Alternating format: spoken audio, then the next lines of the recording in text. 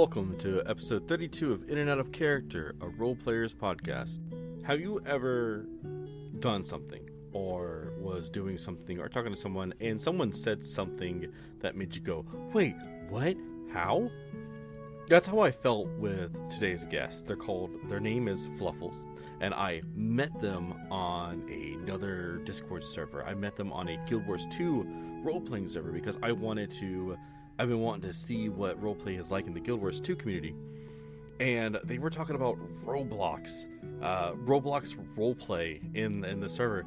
And I was so fascinated by this that I just had to get them onto the show ASAP. So I immediately reached out to them and I set something up and I got them onto the podcast, and I'm so excited to share that with you because I didn't know Roblox roleplay was a thing. Or maybe I did, but maybe it just never really sat in my head. No one has ever came to me and been like, hey, I'm a Roblox role player, which is fine. It is totally fine. So anyways, let's get Fluffells in. Now, before we begin, I do want to remind everybody that we do have a Discord. Please come join the Discord. It would be great to have you. I would love to be talking with you and everybody else. I love roleplay. I'm very passionate about it, or else I wouldn't be doing this. Absolutely come and join us. We have the link will be down below. We look forward to meeting you. If you're on YouTube, please, subscribe. That'd be wonderful. Like it, share it, do all that other good jazz. If you're on Spotify, Apple Podcasts, leaving a review, fantastic. Leaving a comment, fantastic. I think you can do that per episode now. I don't entirely know for sure. Maybe I should find out. I've already rambled on too much this intro, so let's just go ahead and give him a call. Hi, I am Fluffells, and I'm here to talk about, well, to be honest, I don't know. All I know is that it involves roleplay. Yeah, so Roleplay okay. Community. So one of the biggest reasons why I asked you to come into the podcast is because you were talking about Roblox roleplay and another server that you and I are both a part of. We're both a part of the Guild Wars 2 Living World roleplay server.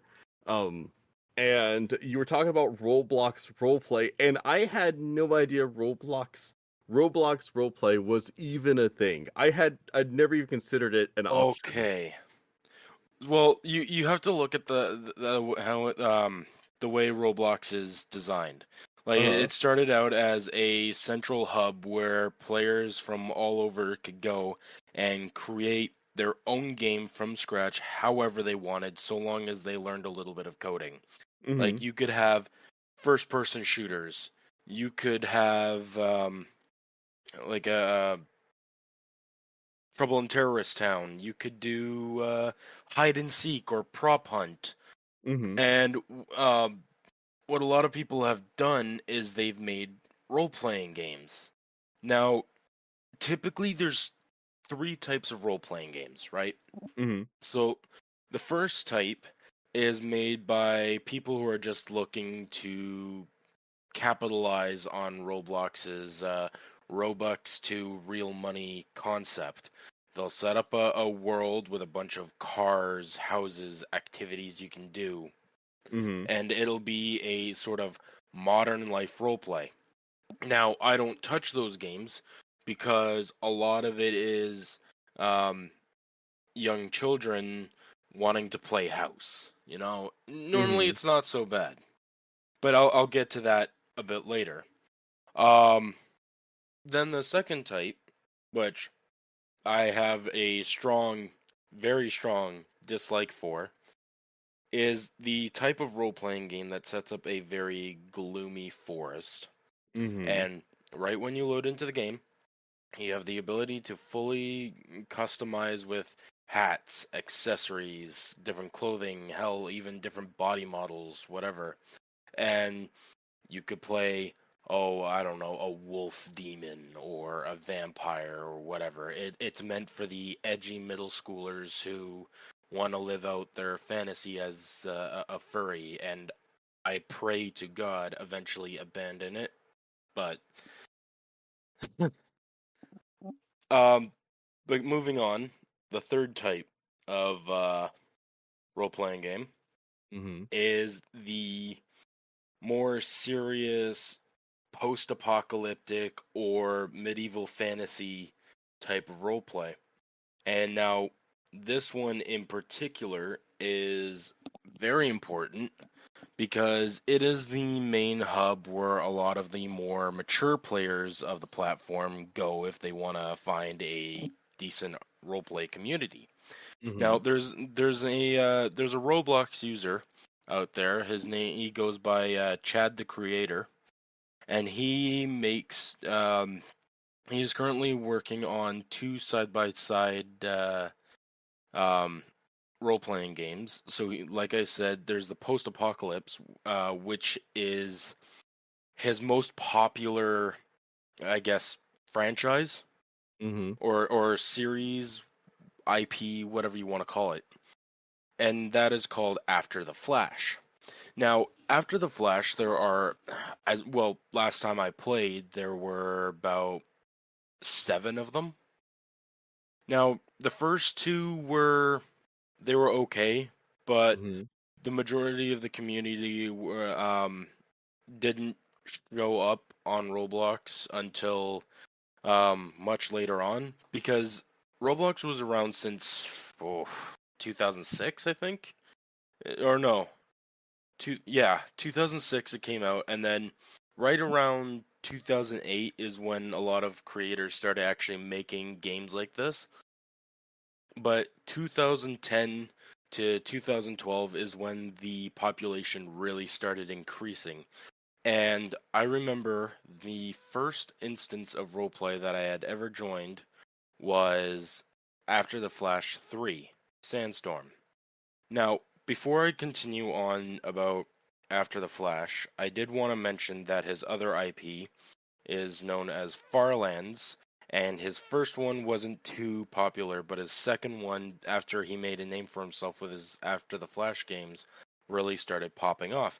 And it's just pure fantasy, medieval fantasy, like you'd find in uh, Guild Wars 2 or Black Desert Online. Not so much. It, it was very based around Lord of the Rings. You know, you didn't have this fancy magical technology like you have in Guild Wars 2 with the Asura. You don't have, or Final Fantasy with Magitech. You know, it was very traditional in how it handled things, and the magic was very. There were limitations, and you had to kind of follow a specific school. You couldn't have more than 2 types of magic, and whatever. Um, Before I continue on, do you have any comments about that or Well, questions for me? I'm really. So, is it exactly? In what way is it like? How is it compared to, let's say, World of Warcraft roleplay or even Guild Wars 2 roleplay? Okay, so, um, the big thing with a lot of MMORPGs and the role-playing communities within these games is that at its core, the game, despite being called a role-playing game, at its core, the game is simple. You have a bunch of objectives, there's a story, a bunch of quests that you have to follow. Mm-hmm. And RP communities kind of, once you're done the main story or you get through a decent chunk of it and you want to take a break, the RP community kind of steps off to the side to do their own thing and make their own side stories using the lore that's been given to them. Mm-hmm. Now, it's the developers who decide what happens as a grand scheme, um, what happens to the world itself, and how time advances. But after the Flash, everything is by the players. Mm-hmm. So role playing games on Roblox are specifically designed for roleplay. There are no quests. There is no consistent story. There's Mm-hmm. Now that's not to say there is no grand story, but you Mm-hmm. look at Final Fantasy RP, or at least the ones before it turned into Smut, um, and Guild Wars RP. The stories the RP communities, especially the larger ones, will host these grand events, right? And depending on whatever guild you belong to, that will be your guild's main story to follow along, and that is the lore you're going to be using for a lot of your stories, and that's going to be incorporated into your character. But Final Fantasy, or not Final Fantasy, After the Flash, on the other hand, Mm-hmm. everything is community driven. Yes, the developers of the game will have their own events, but the RP events are canon, 100%. And the end result, based on what players do, will Mm-hmm. determine how that plays out. Like, for example, in After the Flash 6, there was a huge. Actually, that's a bad example. I don't have a whole lot of experience with that one. Let's do After the Flash 5. So Okay. after the Flash 5, there were two major factions. Or sorry, three major factions. So throughout the franchise, there's always been two major um, factions that have gone head to head. There's the USCPF, I believe they're called, the Mm-hmm. United States Civilian Preservation Force, or something like that. And then there's the CDF, which is the Civilian Defense Force. Now, the US CPF are American military remnants in this nuclear apocalypse who have banded together, reestablished their own government, and patrol most states in order to kind of bring back order. The CDF, on the other hand, they didn't really like how the country was run before, or at least those that remembered it when it was early enough. And eventually it became more of a there shouldn't be a singular body of government. We want our civilians to kind of do their own thing, and we're going to protect them to that end. So they butt heads a lot, right? Because it's two conflicting powers. But in the fifth After the Flash, there was a third faction that was sort of a bandit faction, um, and it became absolutely massive. So this one was set in Pearl Harbor. So I believe that is Honolulu, Hawaii. I'm not familiar with American geography. Um, but it was either Honolulu or Oahu, or whatever it's called. Yeah. Um, actually, I can look that up right now. Where is Pearl Harbor? Might as well learn. Yeah, Oahu. Okay. Um, so essentially, uh, there were the majority of the surrounding bay was completely wiped out. There was a dam that was built by, I believe, the USCPF, and so you had the Sand Sharks, which were the bandits, and they were split up amongst four different, I guess you could call them tribes. Now I can't remember them all, but um, there were sewer rats, Amazons who were, I believe the Amazons were like slightly mutated women who were particularly stronger and actually resided in an area that saw a massive uh, jungle growth. Um, and so I can't remember which, because I had two characters on that game, and one was the child of the other. So there was a small little approved faction. So in order to create an official faction, um, you have to get it approved and write it into the lore and make it make sense. So ours were just the Rangers. And so the Rangers were a sort of vigilante force that would take down highwaymen and, kind of keep the peace when the CDF were otherwise occupied. Now, out of And curiosity, really quick before we continue on, are these yes, all actual other players, or are all these yes, just story? These are so all these are just other players. yeah. All these That's so factions cool. are, all these factions are entirely players. So before, servers were only 25 players, but then Roblox increased the server size to 50 players.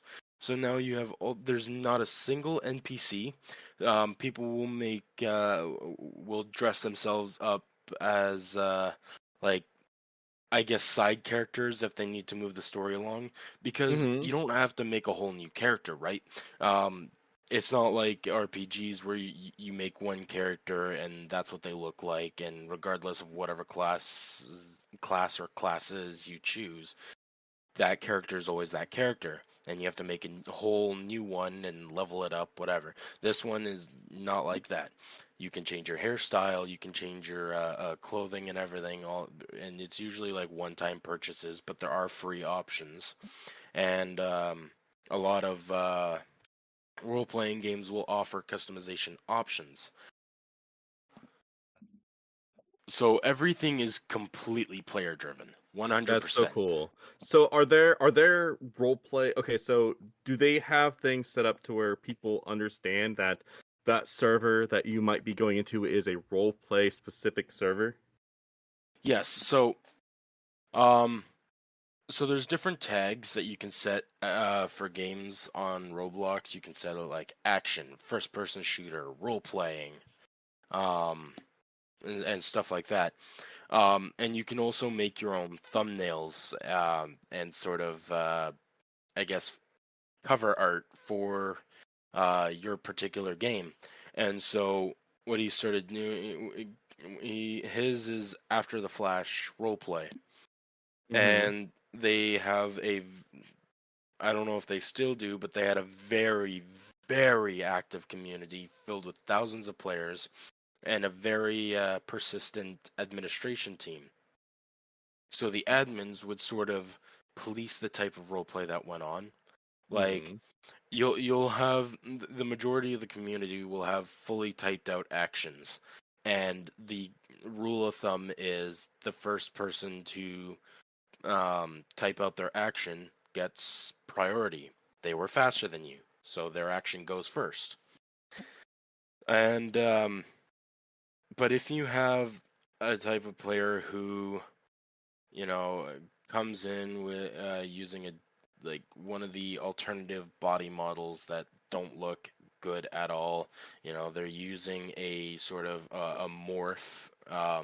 Like one thing that happened in After the Flash 3 was a lot of inexperienced people were using the USCPF SEAL morph.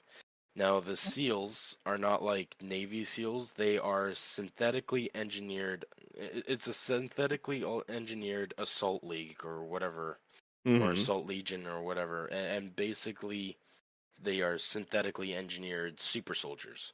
And they require a lot of backstory, and especially now there's a lot more restrictions on who can actually play them, because seals are it was made with a pre-war technology right at the very end of the war, and the only ones who are alive now in the current lore, and sort of time span, Mm-hmm. um, are old veterans who are like 40, 50 years old.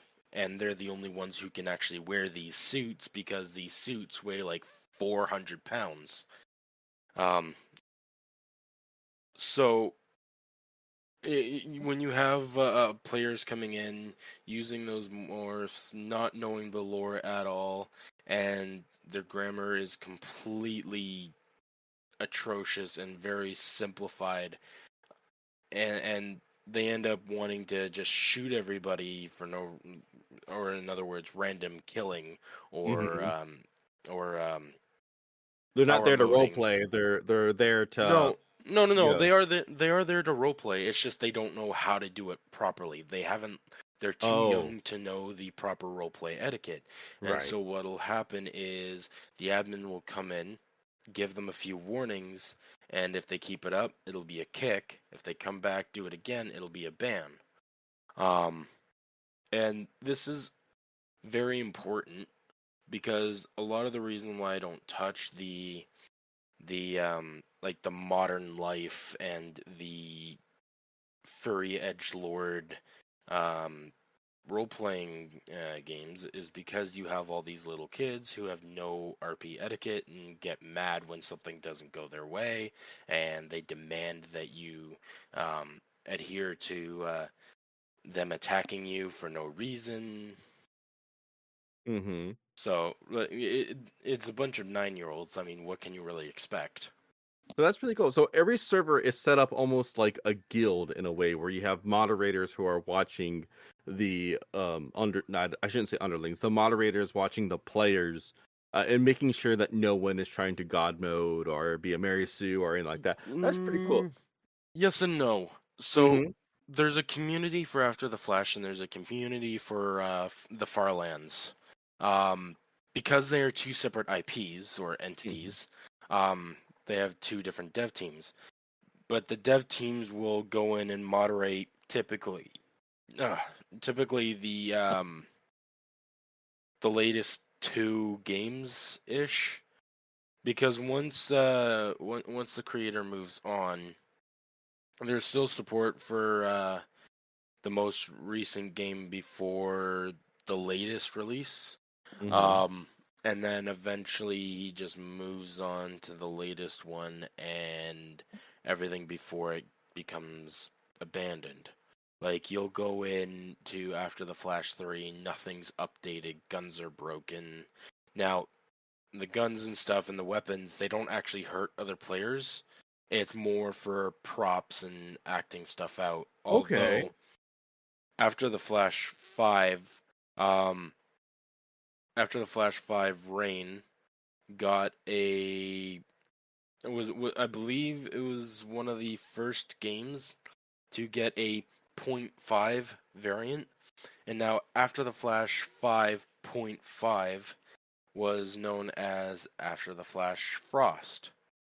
Now, After the Flash Frost was basically, instead of Oahu and Pearl Harbor being a complete desert wasteland, this takes place way earlier in the lore, before the USCPF really gained a foothold and the CDF really came into fruition, and it was basically the wild, wild west, right? Everyone was Mm-hmm. gunning each other, supplies were a lot more scarce, there were mutants out and about, and so because this is hostile in nature, he decided, I wonder how much more impactful roleplay could be if PvP was enabled.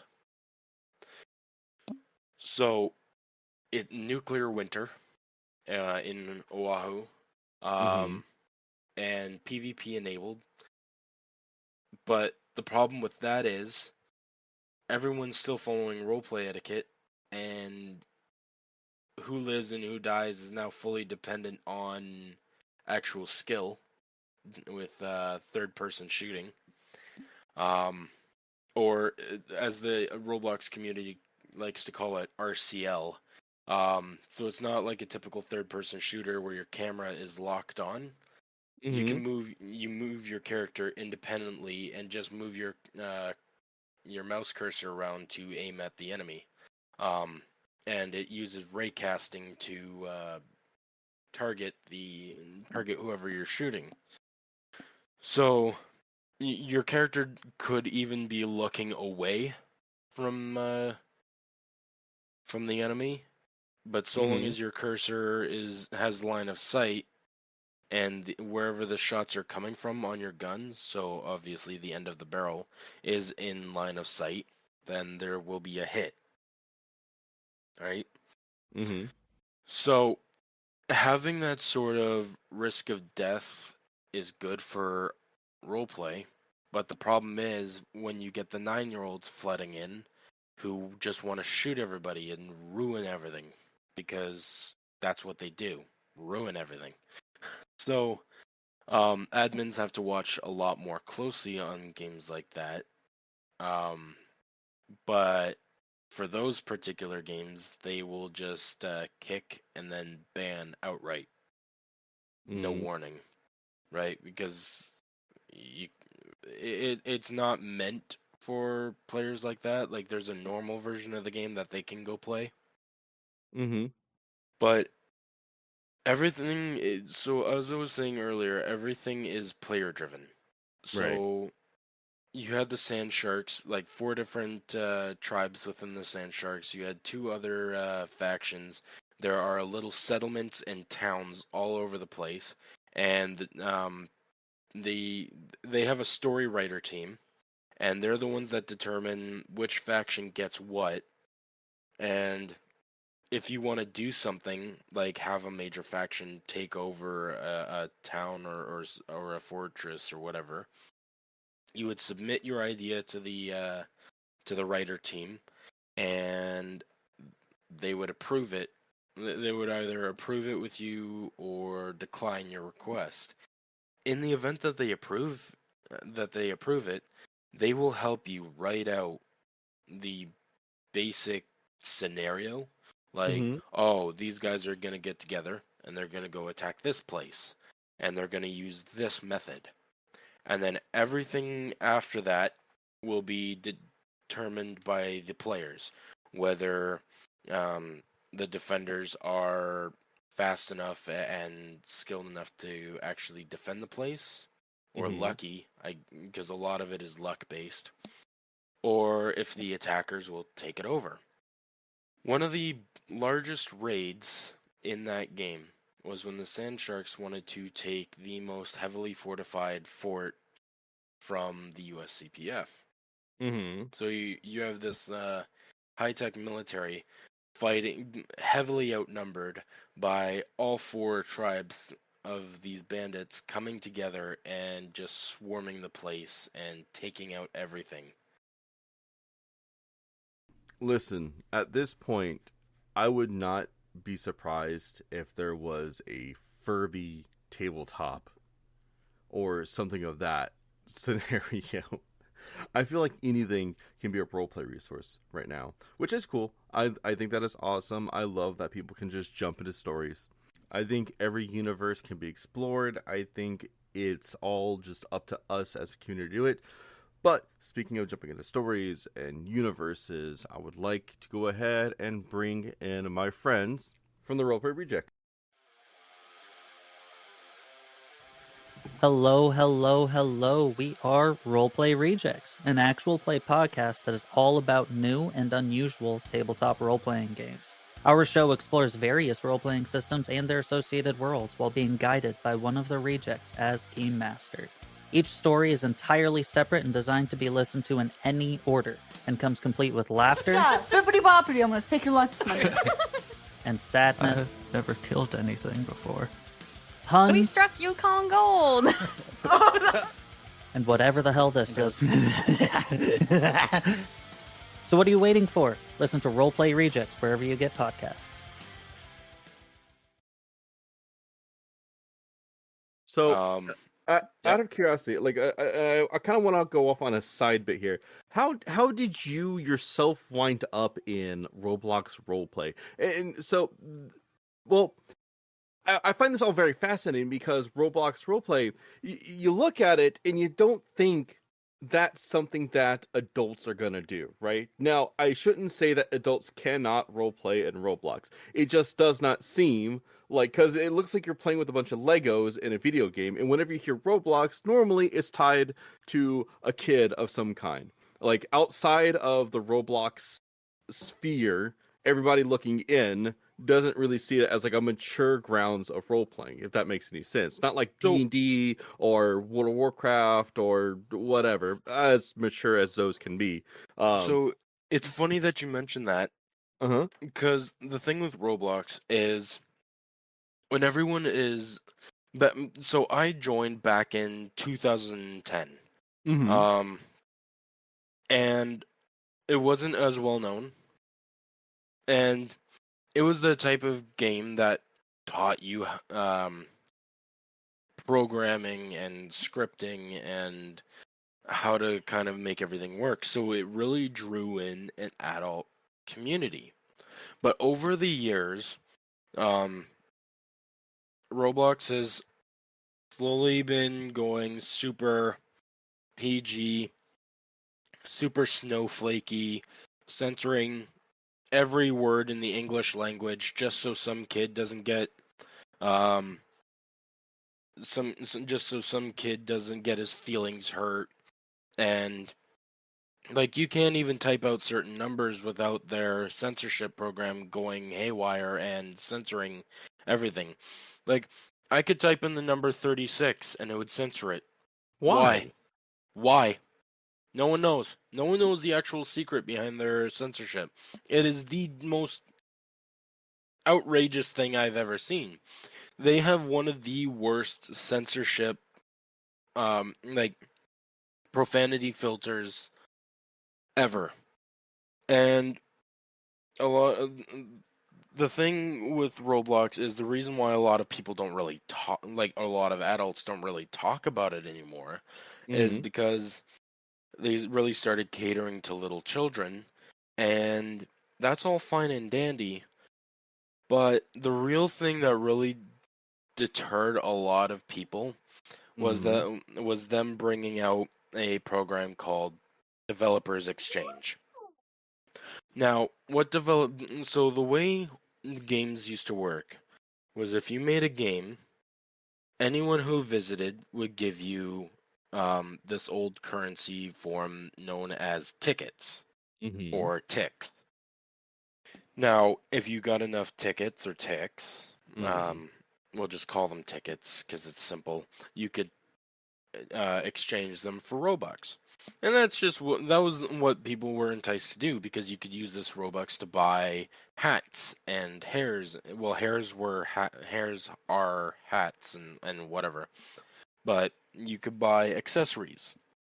Now, clothing was made by people and sold for tickets. You could sell them for Robux, but it was mostly just for tickets. And that's how everybody was able to make their own clothing.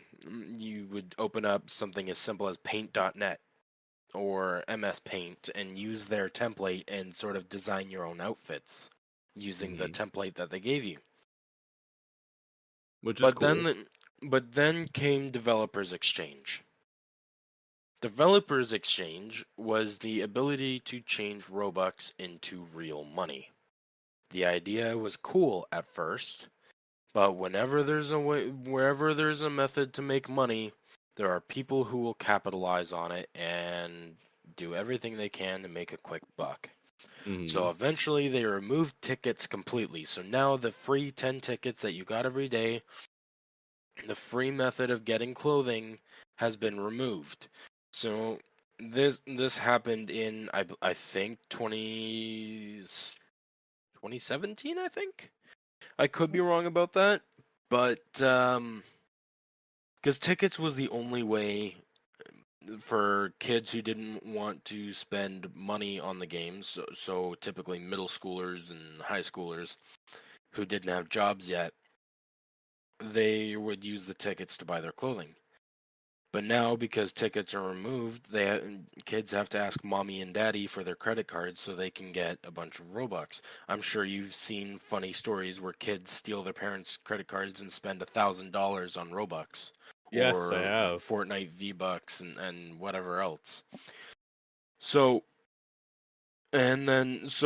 what people started doing was the adults, they started making companies. And this is where it gets bad.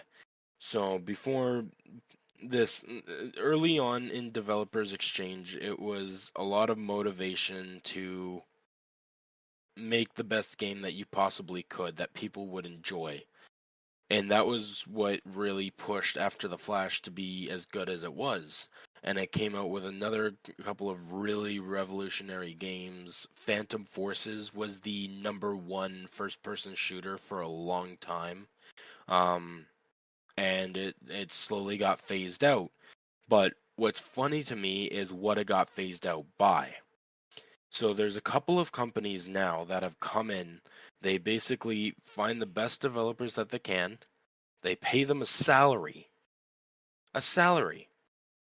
and they essentially shit out these generic copy paste cookie cutter games that somehow make it to the front page of Roblox's Discovery tab.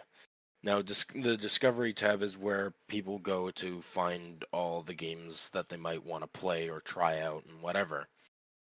Right. And so companies, full corporatism, they come in, make these cookie cutter games, and because they're so popular and because Roblox now has such a high reputation, they're getting a lot of collaborations with game studios that are coming out with IPs catering to kids. One of them being Sonic the Hedgehog from Sega. And they made a really cheap game where you play as a Sonic character, you run along a path, collect rings, and slowly get faster and faster and faster and faster and faster. Now, this is exactly what I'm talking about when I say cookie cutter game. So there is a type of game out there that is called that follows what I call the simulator formula, like weightlifting simulator or speedrunning simulator or whatever else. And basically, what it is you either have a game that requires you to collect the same resource and do the same action over and over and over just to make your numbers higher, your character bigger, your character faster, whatever, but it's the same action. It's basically made for people with like 88. Well, I don't even know if someone with ADHD would play this, but they let's take a weightlifting simulator for instance. Mm-hmm. Or fighting simulator or whatever. Basically, you sit at a weight bench and you constantly click your left mouse button over and over and over to make your character pump iron and get his arms bigger and bigger and bigger until it's this ridiculous, crazy proportion. And then you can fight other players using this strength and kind of bully them. And it's like, why would you spend hours doing nothing but clicking your left mouse button? But for some reason, with little kids, it works and they get popular and kids play for hours, which generates revenue. And that is how these companies make their money. It's like I was saying, Sonic the Hedgehog simulator.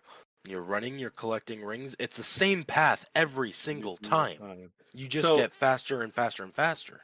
Let me ask you this, kind of getting back onto the topic of roleplay in general, but still with Roblox. If Right. I were to say I want to get into Roblox roleplay right now, in your opinion, would it be worth it?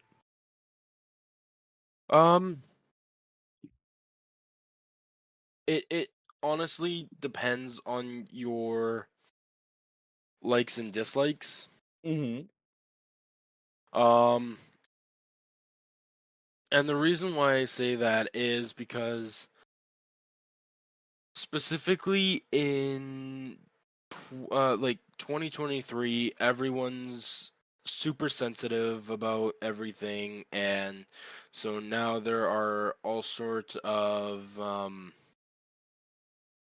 there's all sorts of rules and sort of restrictions on what you can say and what you can do without pissing somebody off. And that's really sad to see because there is so much you could do, but because everyone's oversensitive, you can't do any of it. And there's been a huge influx of little kids, and normally that's not a problem, right? You know, it's what keeps the game alive.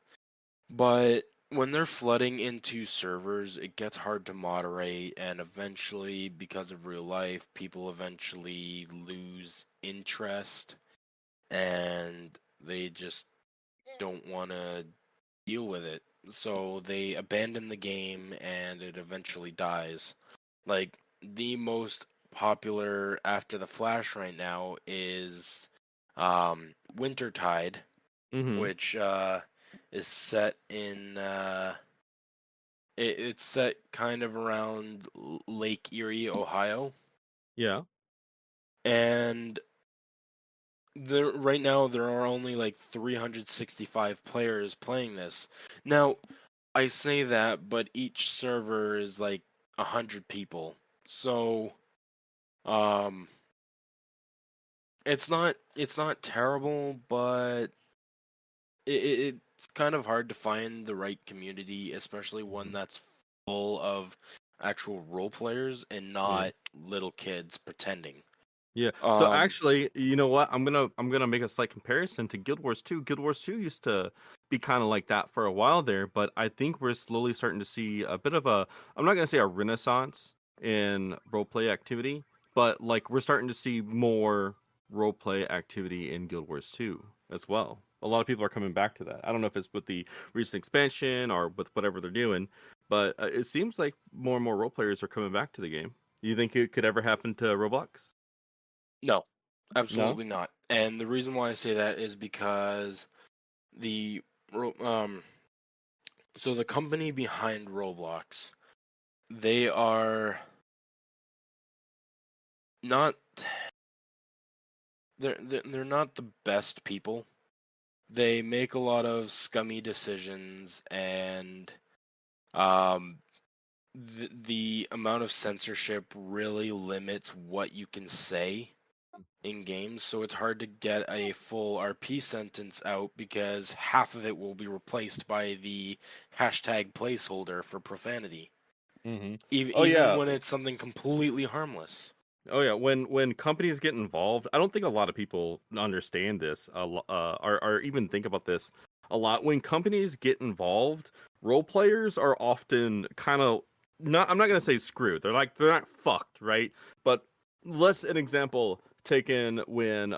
Do you remember the recent scandal with Blizzard and how a lot came out and how how everyone found out that someone died during a business trip and there was a lot of abuse going on in the office and stuff like that. Well, I knew about the abuse, but I didn't know about the death. yeah, someone died and it was very heartbreaking for a lot of people because no one expects the company of their favorite game to act like that, to be like that. We expect professionalism. We expect people who understand us, not that sort of shit.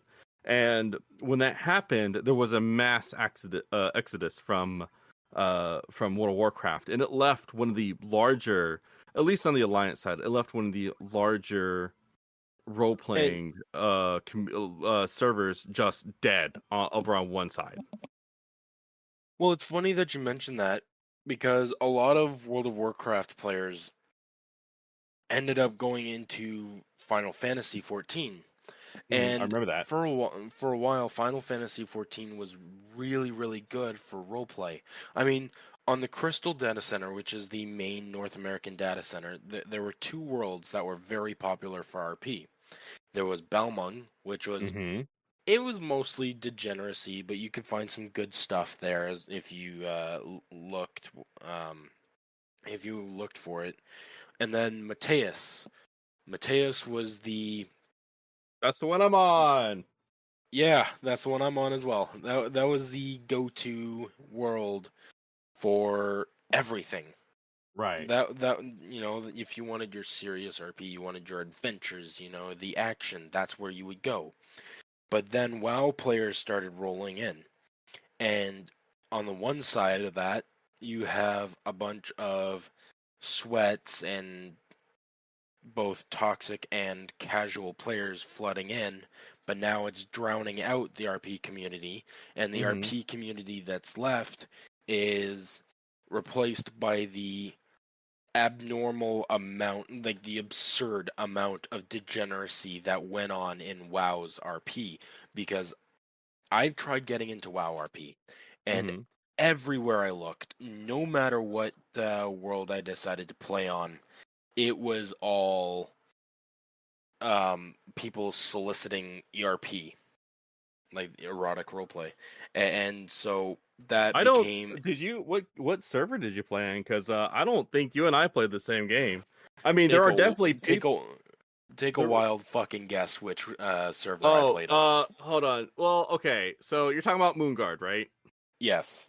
Okay. All right. So I take back everything I said. I was not on Moonguard. I was on Warm Rest Accord, and Warm Rest Accord bit the fucking bullet when the Exodus happened. Apparently, the Horde side is still just rocking. Not as strong as it was originally, but it's still going just fine. The Alliance side, nothing. The streets used to be filled with people role playing all the time in Stormend, and it was so cool. You could just walk down the street. You could go down to the park, and then boom, you're in some roleplay. Or you could go to the Blue Recluse, boom, you're in some roleplay. And it was so fun. Of course, you still had your people out there who were doing who wanted to who were just looking for erotic roleplay, and that's fine. Not my cup of tea all the time.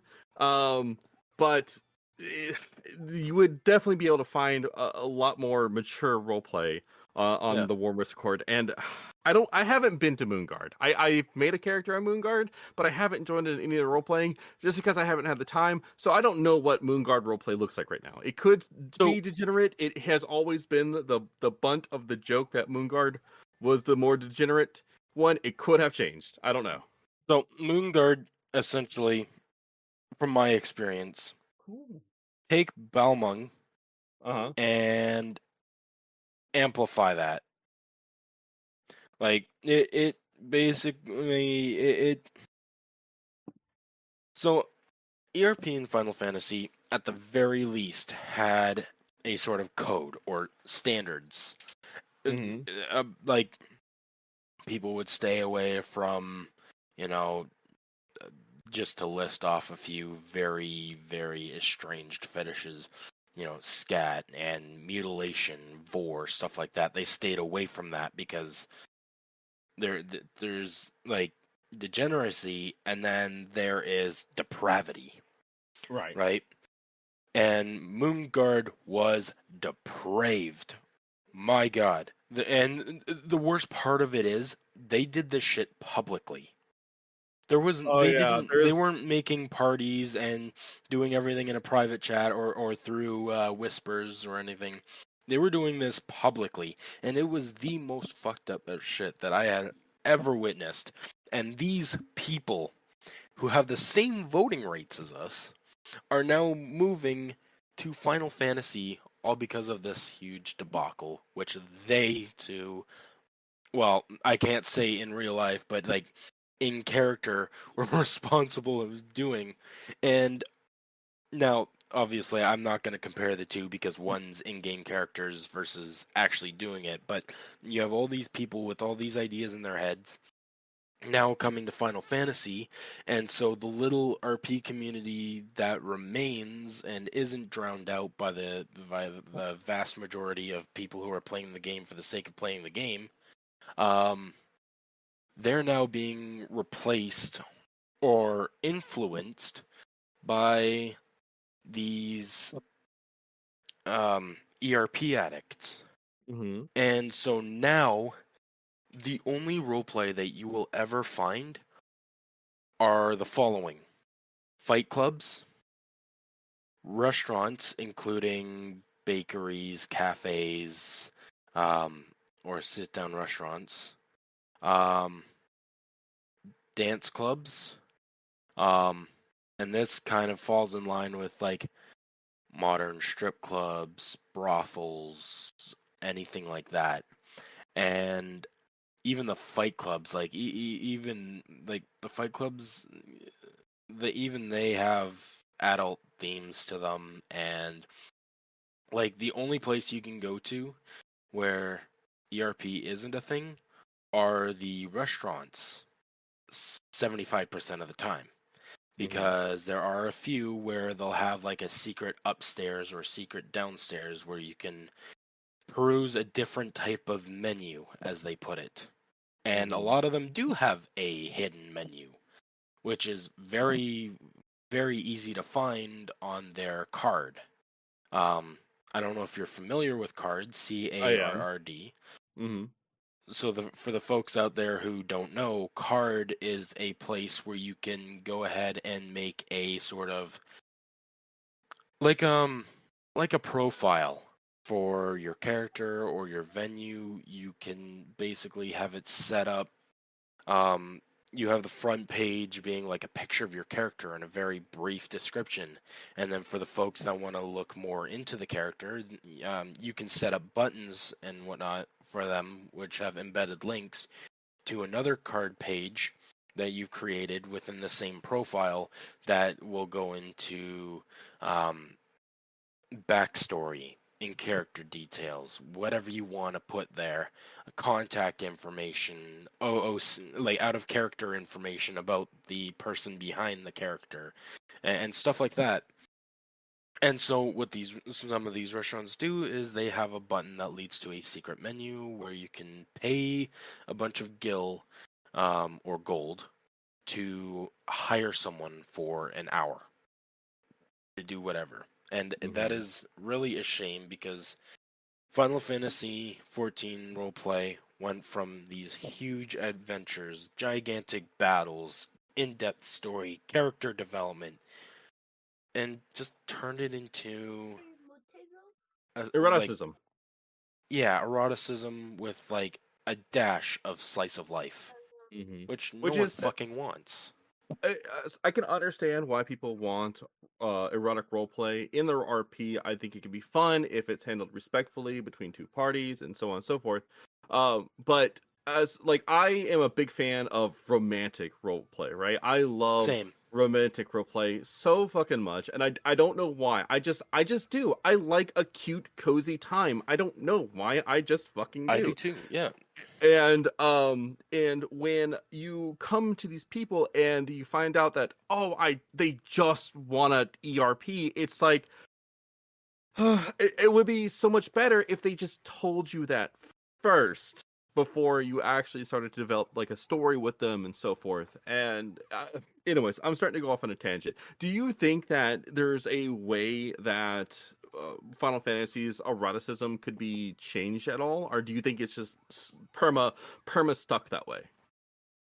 The only way I could see it fixed is if players actually got together and formed a gigantic community in order to drown out this ERP and sort of kickstart serious roleplay once again.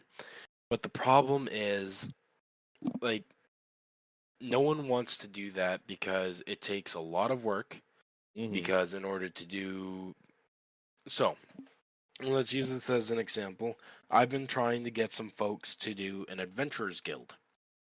Now, some people could be like, "Oh, well, that's just similar to a restaurant or something," but not quite.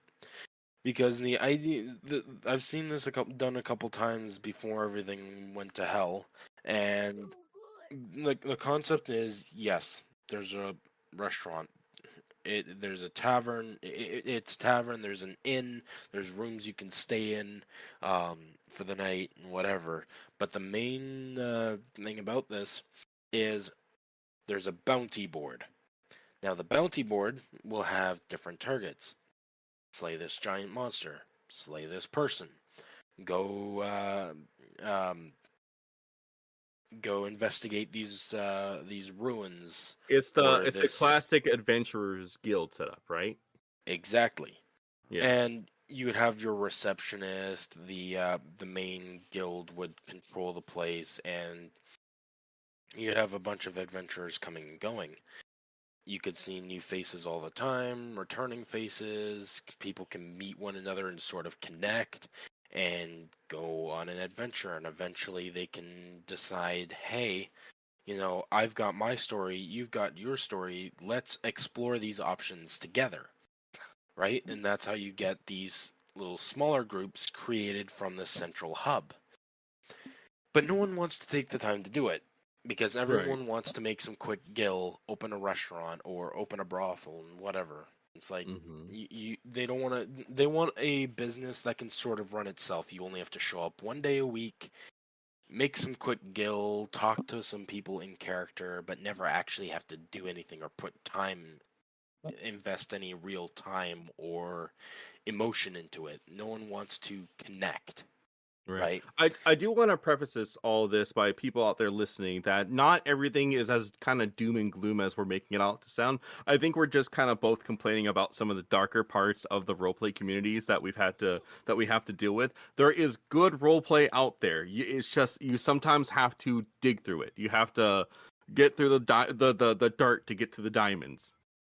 Honestly, my suggestion for anyone who wants to get into role playing on Final Fantasy XIV, Mm-hmm. join Mateus or Balmung and look for a place doing serious RP. Just type in, go to Limsa Lominsa or Ulda and just start saying, hey, I'm looking for a guild that does serious roleplay.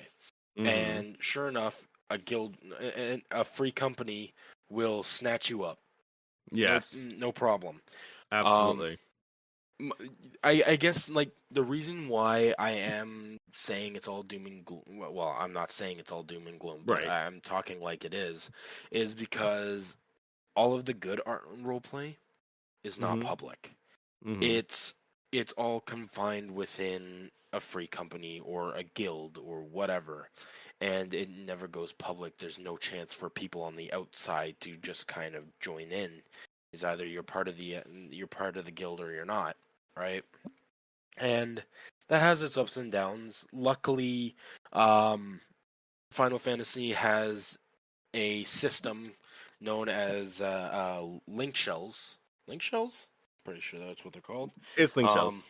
Yeah, link shells, cross-world link shells, stuff like that. Now, the only thing with cross-world and link shells in general is that even if you're not wanting to join the free company, you may need to know somebody who's already in a free company, or say that you're looking for a particular link shell, and then there's the issue with cross-world link shells and knowing which worlds to join at what time, and just kind of looking around for a cross-world link shell to join. And that brings up a third issue. Cross-world link shells and normal link shells do not connect. Now, I'm pretty sure once you are added to a link shell, it automatically turns into a cross-world link shell. If you're from another world, Mm-hmm. I'm not entirely certain on that. Since I'm on Mattias and I have plenty of characters on Mattias as it is, I just never go anywhere else. So I don't really know much about the cross server portion of this. I started out on Brynhilder, Mm-hmm. and then I eventually moved to Mateus. But I know from experience there are a lot of role players on Diabolos, Coerl, Mm-hmm. and places like that. And so crossworld link shells, although not as popular as normal link shells, still are still very useful and prominent, and are still very relevant. Mm-hmm. So because of all these players on different worlds wanting to get into RP. But I think the biggest thing that really hit, like universally, hit and beat down the RP community was Engine's shutdown. So for those who don't know, Engine was a site that allowed. Engine. Okay, I know what you're Yes, talking about. Yes. yes. So Engine was a website where all these communities could band together and create a public forum for all these different games. Final Fantasy had Heidelin Roleplayers. There was one for Guild Wars 2. There's one for WoW. There was one for WoW, RuneScape, Black Desert Online, you name it. And it was so good because all of these sites had one thing in common, and that was RP event calendars. Now, just as well, people can make huge Discord communities and do all of the same things. Set up an RP event calendar, set up all these forums in the form of channels and servers and whatever, and have people moderate them like they did on Engine. But because so much work went into the engine sites, no one wants to pick these games back up and recreate all of that. Because so much time was spent on these engine sites, and when engine finally shut down and wiped everything, there was just no reclaiming it. There was so much time and effort put into it, and to have So to many do that stories all over again. So many stories just gone. Exactly, and it would be way too much work, and now people are older, they didn't have as much time as they used to when they first made the site and set everything up, because a lot of people were in high school or in school in general and had the time at home to do that and whatever. But then everyone grew up after everything was made and set in place, and they got jobs, and their time online started decreasing and decreasing little by little because of the adult life, and that is the biggest reason. That is one of the biggest reasons why a lot of these communities don't really have a place to kind of gather and look for resources anymore, is because there's just no time to recreate all of it. So so we're coming up to the end of this because we're coming up to an hour, and an hour is a hard limit for me. But I do want you to know that I have been trying to make a website called the Core Roleplayers Guild, which is supposed to do this. It's supposed to help bring us all back together, and it's been a slow progress because I don't know shit about web development, but I've been so passionate about it. That's one of the reasons why I started this podcast, is because I wanted to talk to role players, and I want to get their opinions, and I want to talk to them, and I want to understand the community the best I can, so that when I build this dumb thing, I say dumb thing, I shouldn't call it dumb. When I build this thing, it will be exactly what we as a community need. I'm gonna start ranting again. I shouldn't do that. Thank you so much for coming onto the podcast. Thanks for having me. It was really good to get a lot of these issues off my chest. No, I'm more than happy to hear it. I thought this was a wonderful conversation. But really quick before we go, I always like to ask if you have any advice for anybody who's wanting to get into role player or is a role player right now that you think they should hear? Honestly, whether you're new, returning, or have been playing for a while, the best place to start is in your public chats. Look around for guilds and ask around about guilds who are participating in the type of roleplay that you're looking for. And honestly, just keep at it. Don't give up, and don't give in to the to what happens in public. Like, you will find something. Right, you will find it. Like I said, like we were talking about earlier, you might have to dig, but you will get there if you just keep trying. Right. Anyways, it doesn't always take that long either. Yeah, no, sometimes you just get right into it. Like I went back to Guild Wars 2. Wait, no, I can't do this. That's it. That's the episode. I can't. That's all the time we got. That's all the time we got. Goodbye.